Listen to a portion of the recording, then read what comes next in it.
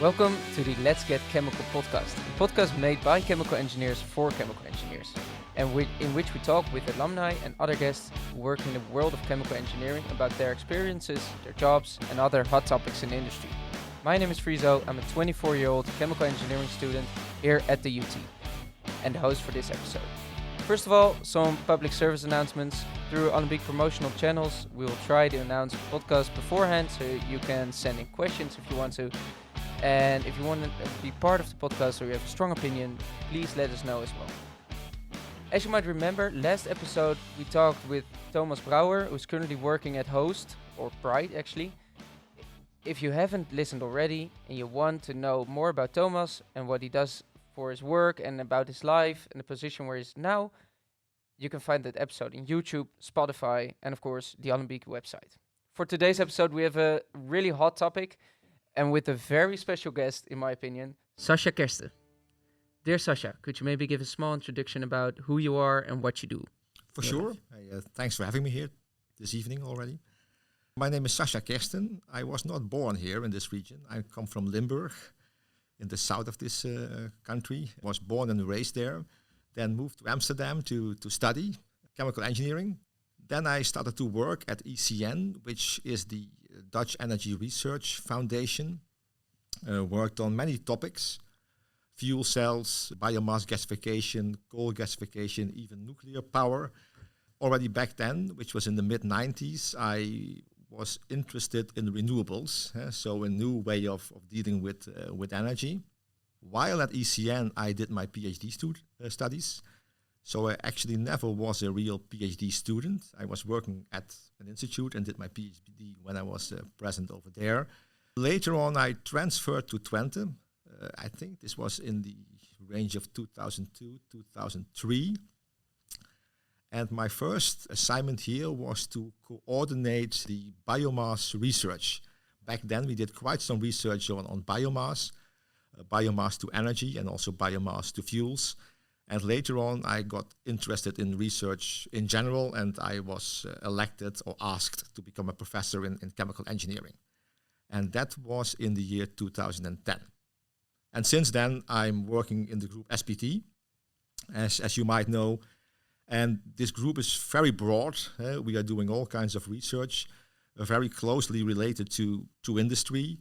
We are chemical engineers from profession, and we work on items still: biomass to fuels, biomass to chemicals, CO2 capture, electrification of the chemical industry, separation technology, reactor engineering, and so on. Okay, and is there any topic from that list you just mentioned that you think like, oh, this is something I'm really, really interested in myself? Yeah, see, I still think that biomass is a reasonable choice for the future. Maybe this needs a bit of historical context.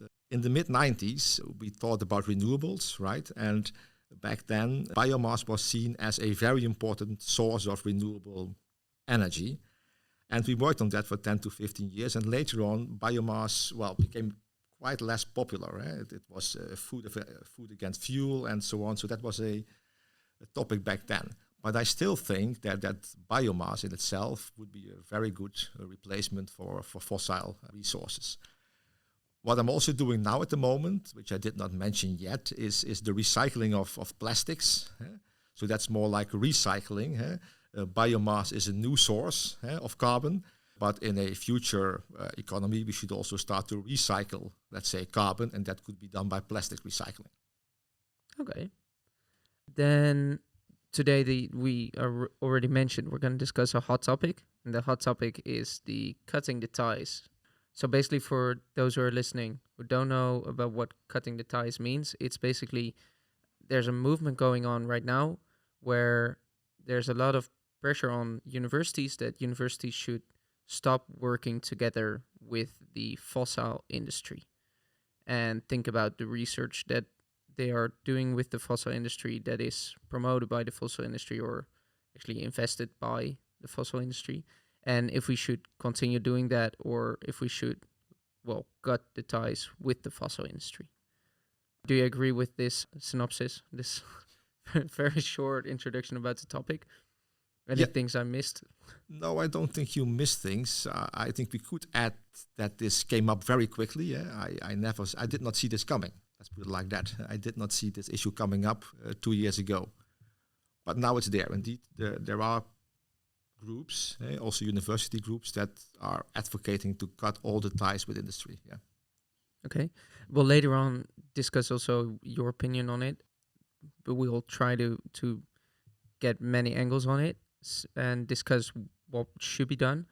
And for that to go there, to basically reach that goal, we first wanted to discuss what the future of the chemical industry is. So what is the future of the chemical industry in relation to sustainability? That's, of course, a very big question. I think the future of chemical industry you should also see as the need for products, for materials, for fuels. The current society needs chemicals. Without chemicals, we would be naked over here, which would be a strange situation. We need the chemical industry to fulfill our needs of our current life. What most people do not realize is that most products are made in a factory, right? In a chemical factory, at least the ingredients for the products are made in a chemical factory. So I don't think that society in itself or society as a whole can do without this industry. Yeah?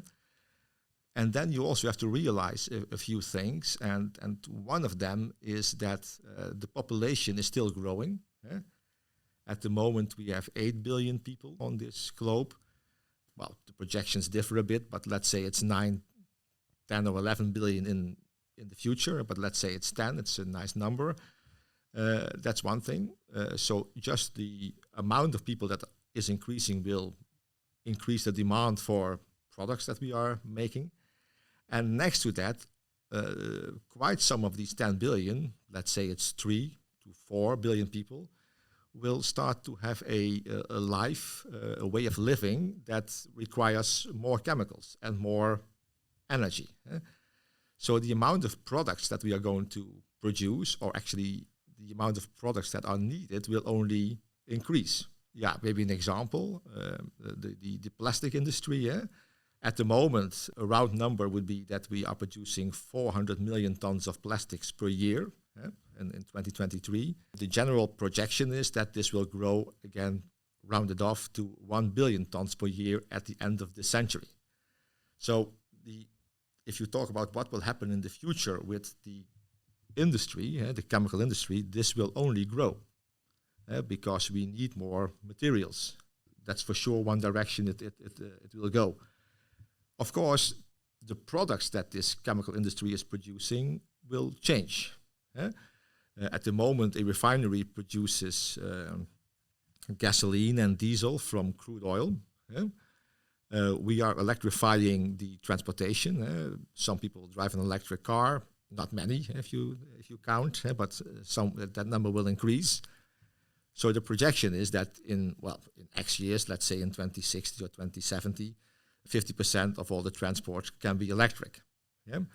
But there will still be a need for, let's say, liquid energy carriers, like we have now diesel and gasoline. Now, the question is where to make them from. The objective of the European Union, but also worldwide, is that we don't use fossil fuels anymore in 2050.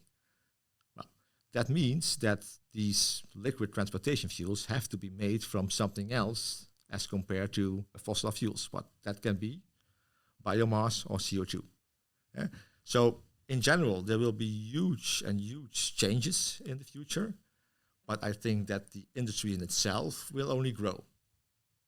Okay, but if it grows, we will also come across quite a lot of challenges. Mm-hmm. What do you expect will be the biggest challenges that we will come across in the future? Let's say between now and 2050. Okay, yep. Well, we can address a few because there are many, but I will, for instance, start with the recycling of plastic. These challenges will be at many levels. At first, if we talk about plastic recycling, we have to collect these plastics. That's not easy at all. So collecting plastics is something that we have to consider. That's not the job of the chemical engineer, but that is part of the whole chain. So all these new structures will be part of a completely new chain. In plastic recycling, it all starts with the collection of plastics. Then we have to sort out the plastics. Then we have to clean the plastics. And then we come in, potentially, as chemical engineers, we have to develop technology to recycle these plastics. What can that be? We can have traditional means of pyrolysis and gasification, but then we have to adapt these to the plastics as feedstock. Next, we have to find a way to produce a plastic again from the product made by gasification or pyrolysis. Now, these are all challenges at the level of chemical engineering. It's about process development, but it's also about doing research on what kind of developments have to be taken place. For instance, one of the big issues in this recycling chain is that all plastics are contaminated. Most plastics contain chlorine. We cannot put chlorine in the feed to a chemical facility because then catalysts will die, for instance. So there comes in the challenge to the chemical engineer to make sure that we will develop the technologies to enable these recycling chains. So that's a big challenge in itself. Yeah, I can mention another one if you like. Yes, please. I don't know if you heard about the desire or the direction to electrify the chemical industry. Yeah, I've heard of it. Okay. Yeah. Now, if you now take a look at the chemical industry and refineries, all these processes, they require energy. Yeah. And essentially, this energy is brought in via electricity, but not much. Most of it is being brought in by heat, combustion of natural gas, for instance, or by an internal process stream that is combusted. Now, if you want to electrify these facilities, let's say all the energy required for the process will be delivered by power, by electrons, so to speak. Now, that is something completely different. US students, you probably had a course in which the naphtha cracker is discussed. So we are cracking naphtha with steam into a furnace, actually, and then we make ethylene and propylene and so on. But now this is done in a furnace in which methane is combusted. Now, how should that process look like when we are not combusting methane to fire the process, but we have to drive the whole process based on electrons, on power? How should that be done? And these are huge challenges for, well, the young generation, for you. Okay. And you do think that's possible, that the energy density can be big enough to actually electrify the entire industry? Yeah, it's not about the energy density. Yeah, it is about the amount of energy that you can actually, that is available. Yeah, okay. But do you think that that's feasible? It is feasible for this country. I think for this country it's feasible. There is now a report out, in which I was also one of the co-authors, and a club of people was thinking about the future on the industry in this country. And there we said, okay, let's assume that we're going to electrify the chemical industry. Yeah?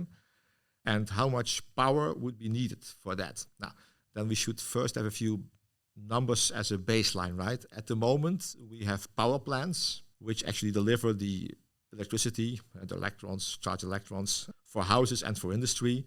And this is about 12 gigawatts. Yeah, so 12 gigawatts we now have installed, more or less.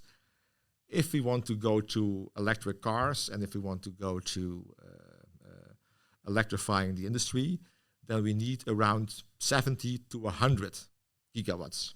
So that's an enormous increase. Now, yeah, is that feasible? Yeah, you might say that is feasible because the Dutch government just announced a plan to have 70 gigawatts of wind energy at sea. So the amount could be done. If this holds for all countries, I don't know, because we, of course, have the very luxurious position that we are located near the sea. We have a long coastline with respect to our land area. I don't think that the neighbors of us to the east, the Germans, can do this. They will not be able, I think, to fuel their whole country based on wind power at sea. So here it can be done. Okay. It's a huge amount. Yeah. Okay, that's good to know. We already discussed the biomass a little bit, and we discussed the recycling of plastics in a bit more detail.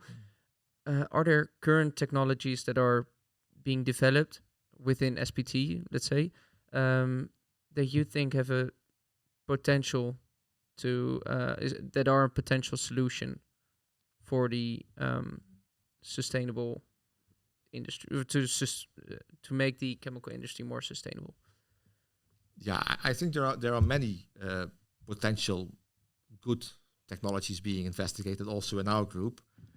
What you see that nowadays there has been a shakedown. With a shakedown, I mean once we started with biomass, or when we started with biomass, we investigated everything, right? Because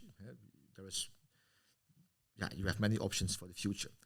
And then after 10 years, you can set a few of these technologies aside because probably they will be okay with respect to the technology itself, but in an economics way or in an environmental way, they don't make that much sense. So that is maybe a first answer to your question. Many technologies will, be part of the future, and some of them we already left behind. That's one general remark. Now, in the field of biomass, we started off with in the 90s, and then actually not only me, but the most policymakers thought that biomass would be a good fuel for power, heat and power. So this is mid-90s, and then we said biomass goes to heat and power. Well, later on, we abandoned that idea, not only we, but let's say based on the input of policymakers, because then you have to import biomass, we have to burn the biomass or gasify the biomass, we have to transport large amounts of biomass to the Netherlands and then combust them here or gasify them here in our power plants. That idea was abandoned. Then we came up that maybe biomass can be used in refineries, standard refineries as we have now. Instead of crude oil as a feedstock, some liquid biomass could be fat, and then we can make a transportation fuel out of biomass. I still think that's a feasible option, short term, because these refineries are there. We can liquefy biomass, so having the biomass as a liquid feed and then feeding it into a refinery could be a good option also for the coming decades. My current thinking is that if you use biomass, then you should make use of the atomic structure of the biomass in relation to the products, meaning biomass contains oxygen. So why not make molecules containing oxygen from biomass? Instead of taking, let's say, crude oil, which contains no oxygen, and oxidize the molecule to make a product from it. So at the moment, most of the research is focusing on making chemicals from biomass. Next to that, you can also make materials, of course, from biomass. Okay. Then I think we can actually go more towards the next topic of where will the future of the chemical industry be located? Will it still be in Europe, or do you think that it might shift towards Asia or the United States? Where do you think the chemical industry will be located in the future? That's a good question.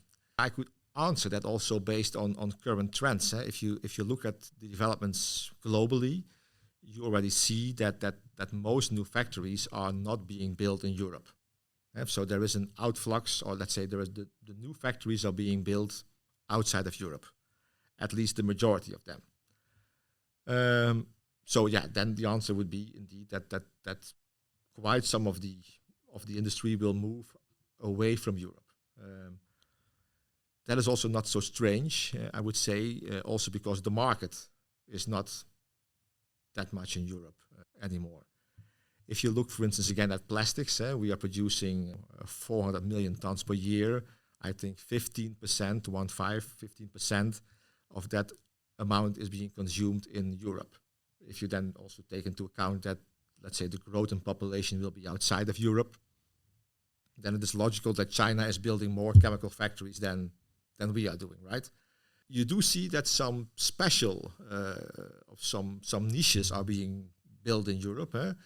It seems that the Rotterdam area is becoming a biofuel stronghold, with companies as Shell and Neste and UPM talking about biofuels in that region. So we will have new factories, new chemical plants in Europe, but the majority of the new ones will, I think, be built outside Europe. Is that a good direction? I would say no, because also, I think quite some of the national income is associated to the chemical industry.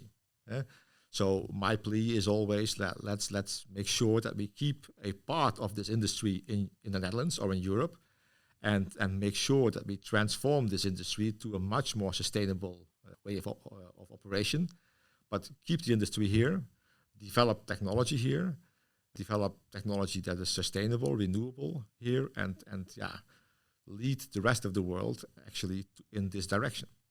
Okay, something that I just thought of, but what if it would be completely up to you? How would you make sure that the chemical industry would stay here? What would you do if it was completely up to you? Like you had 100% of the decision making. The Hague would listen to you. What would you do to make sure that the chemical industry would stay in the Netherlands and become more sustainable? Would be nice, right? Yeah. Yeah. No, I for sure would have what you would call an industry policy, so that we also think about this at national level, how to keep this industry in this country. That would mean, let's say, in the first years, making as much as possible use of the existing infrastructure. I don't think it makes much sense to, let's say, to abandon now the refineries and the chemical complexes and build something completely new. Make use of it, but while doing this, start working on new technologies, new big chemical facilities in this country. This country has very big assets in the harbor of Rotterdam. So this harbor makes sure that at the moment we have refineries there of almost all the oil majors, meaning that the combination of this harbor, through which we can import all kinds of feedstock, in the past oil, maybe in the future biomass or liquefied biomass or recycled plastics. We could even have a CO2 pipeline coming on shore over there. And what makes sure that we keep on, let's say, making use of this harbor, together with our tradition of being very good at chemical engineering, and like I said, lead the way for the rest of the world to make this whole field more sustainable. Okay. Then we now come to the big topic that maybe many listeners will be joining us for, and that is the cutting the ties part, and with focus on what role the universities play regarding this topic. So what role do you think that the universities play in finding a solution for these problems? Like not necessarily the cutting the ties, but what role do you think that universities play in finding sustainable solutions for the fossil industry, for the chemical industry? Right. Yeah, I think the most important remark there to make is that we are educating you, students. University educates students, and students will work in this industry for, I don't know, 40 years or 50 years nowadays with the current pension age. No, so I think the most important job of a university is to educate students. And this education should be good at the level of the content. So the basic ideas, in our case, of chemical engineering. So yes, in the future, we will still have to teach you chemical reactor engineering and transport phenomena and so on. There is no way we can do without this. So we have to teach you the basics. And then we will also teach you about the current fossil industry, because we also have to be realistic. Some of you will work in that industry for years to come. But I hope that you're also noticing that in the curriculum and in the talks of professors, we are slowly bringing in all kinds of topics on, let's say, renewable, sustainable energy, and so on. So the most important job of a university, again, and I'm saying this very often, is to educate good chemical engineers, which have a good view of the industry and which can make up their own mind on how to design how they should design their future. Okay. You mentioned that we also should be educated in the fossil industry, the knowledge behind there. That should universities also collaborate with the current fossil industry? Would you say that, yeah? Yeah, I would say yes. See, I wrote a newspaper article a few, I think, 1 month ago, more or less, Yep. and in the NRC newspaper, and there we made a few arguments why we should do that. And if I have to summarize, then yeah, maybe the argument is as follows: this fossil industry, as they call it, they have the manpower, and they have the knowledge, and they have the means, so the financial means to actually, well, to speed up this transition. Let's call it a transition. Why would university not work together with them? Because if we don't work together with them, I think this will only slow down this transition. And they should also realize that, well, the vast majority of all the research projects we are doing, with, for instance, Shell or being it Exxon or Dow, are on sustainable topics. So we are helping them to develop better, more renewable, more sustainable technology, and at the same time we're educating people. Okay. So I don't see any reason why to stop this. Opposition is quite a hard word, but what you hear in the news quite a bit is that students want to stop universities working together with the fossil industry because of the greenwashing. They say that indeed chemical fossil companies invest in renewable energy, but still the majority of the policy making within the companies and the money they make comes from non-sustainable sources. What is your opinion on that? Yeah, see, greenwashing I think is a difficult term. Yeah, for sure there will be some greenwashing. But I think greenwashing is done also by universities that say we're going to stop this collaboration, that you could also call greenwashing. Yeah, I think it's there's no such thing as an ideal world. That's my view on this. So maybe it's a choice between a rock and a hard place in English. No, not really actually. But the fastest way, and I'm repeating myself, the fastest way to get to a sustainable, circular, whatever you want to call it, future, I think, is by working together with these large industries, large fossil industries. Again, because they have the means, financial means, they have the manpower, and they have lots and lots of knowledge in their companies. If we don't do this, it only goes slower.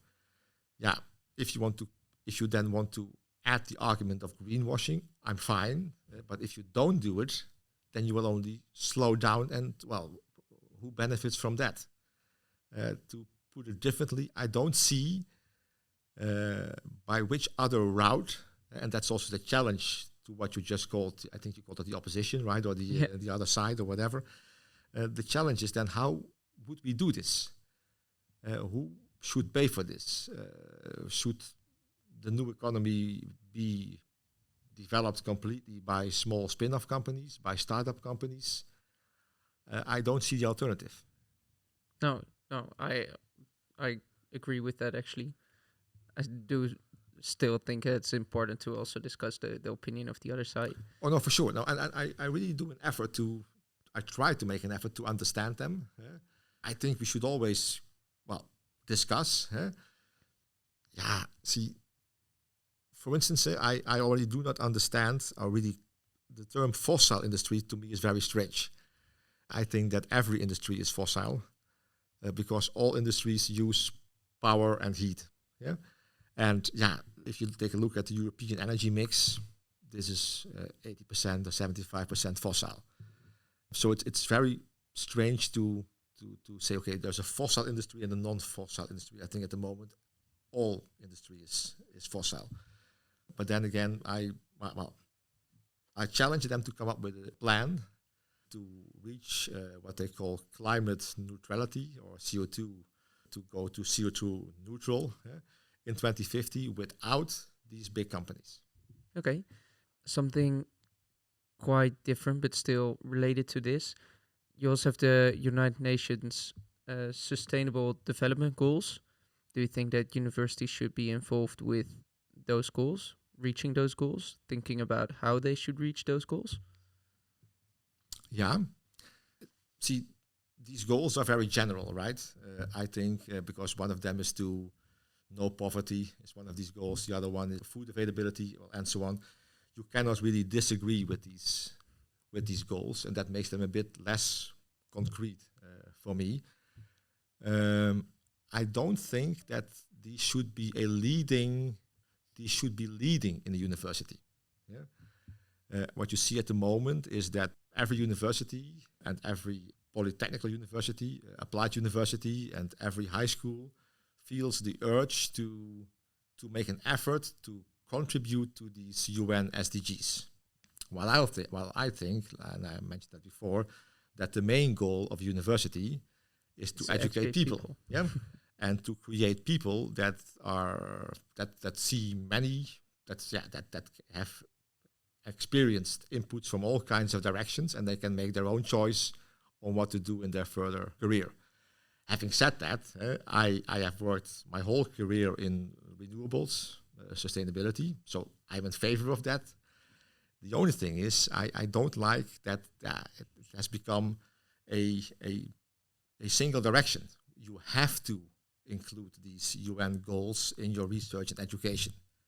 Well, it's fine if you do, but you don't have to. To make it concrete, if there is a professor here at university that would decide and would find a very interesting scientific question in enhanced oil recovery, that should be possible. We should not say to such a researcher, well, you cannot do this because this is, not helping in one of the UN SDGs. Okay. That's a really interesting take on it. It's a great thing to learn. Thanks.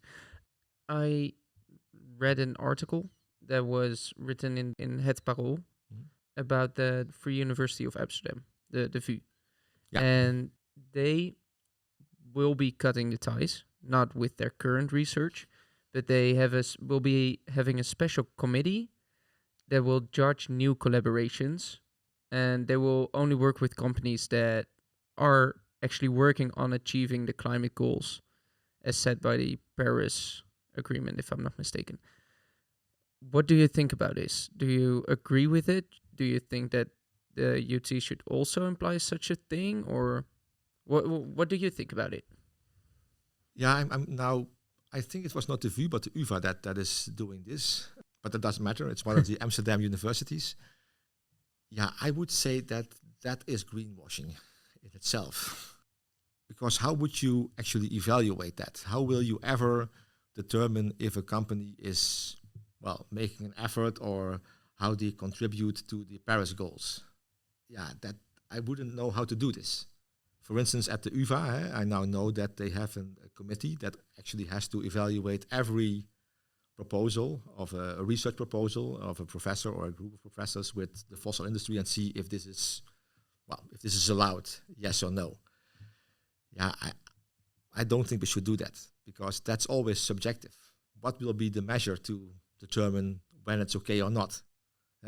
Should you spend, 10% of your profit to renewables, 15%? Should it be 50%? Can you only work together with companies that do not use fossil resources at all, and which just said, they are hardly there? So it remains subjective. I would not know how to do this. Okay. Would you then advise to maybe be really transparent with which companies you're working together?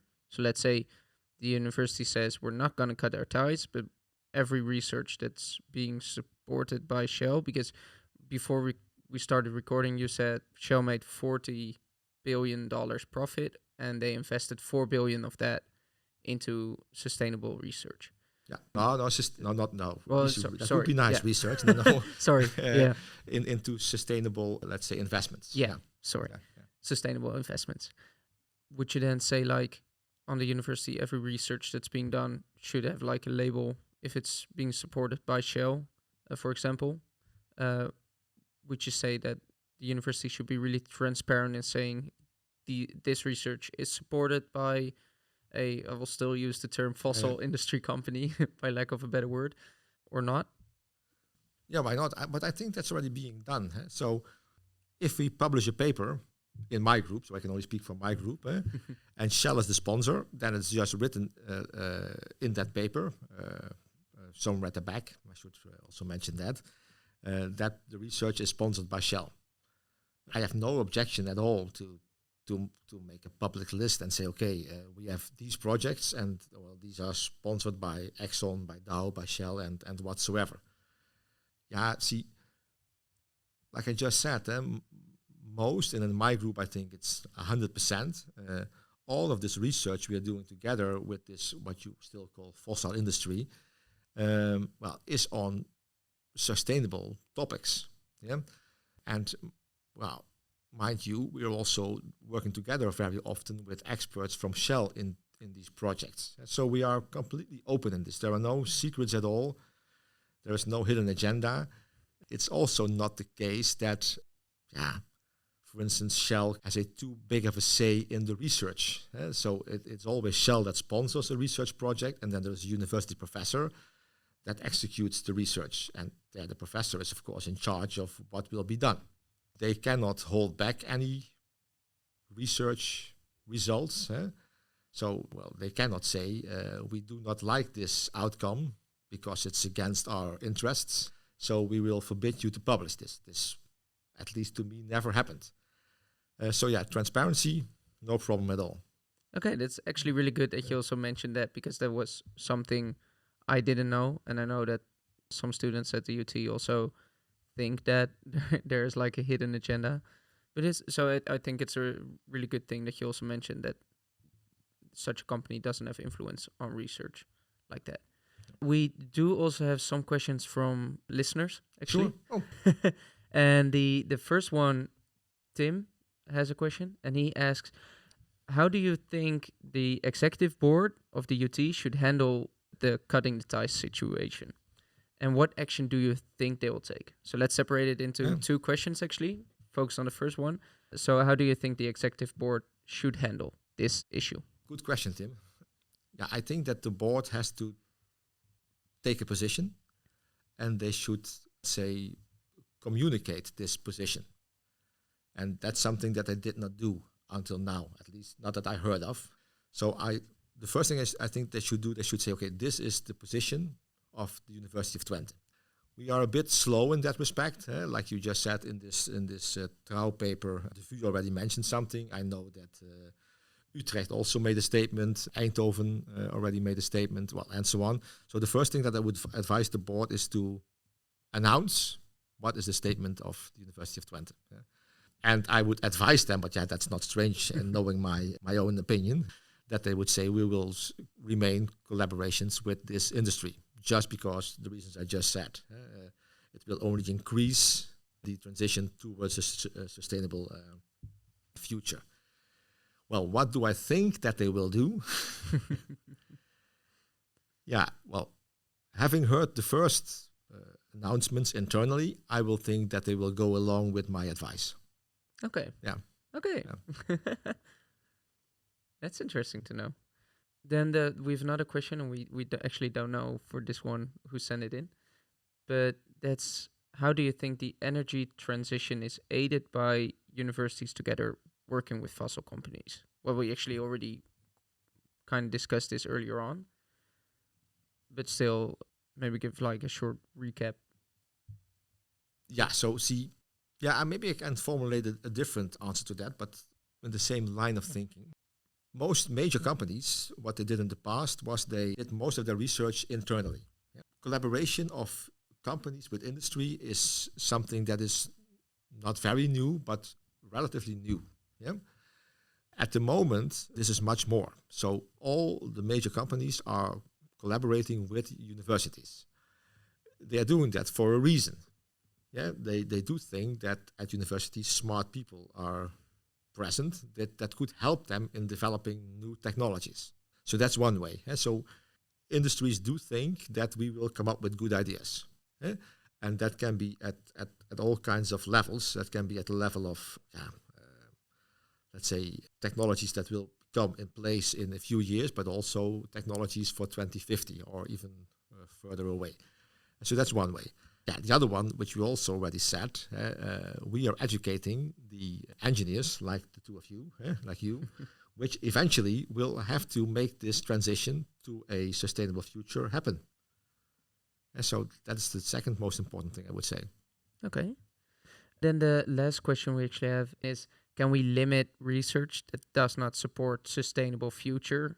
And how would this impact the funding from companies for research groups such as SPT? Yeah, can we limit? Yeah, of course we can. I think some universities will take that step, like you also said yourselves. Should we limit it? I think no. But if we do, then, like I also said, this will have a very small effect of the current research volume, as most of the research is done in the sustainability domain. See, the knowledge about the current processes, let's call them the fossil processes, is within the companies. So they don't really need us for their current operations. They want to see what we are doing. They want to see what new ideas we are having for the future. And, well, most companies are on a path that they want to go along with the goals of the Paris Agreement or whatever, maybe in a different pace. But eventually, most of them are investing and are, well, going towards a renewable, sustainable future. Okay. We actually already reached the end of the podcast. I first want to ask you, is there still anything you would like to share regarding this topic? Or regarding everything we discussed, do you still think like this is has gone unmentioned? No, I don't think so. Okay. Nice talk. Yeah. So thank you so much for being here, for having this, in my opinion, great discussion regarding cutting the ties, regarding all the sustainable industry, the fossil industry as well. So thank you very much for being our guest today. We'll promote the episode through our networks, and it will be uploaded on the Alembic website, YouTube, and Spotify if you want to listen to it. My pleasure. Thank you very much.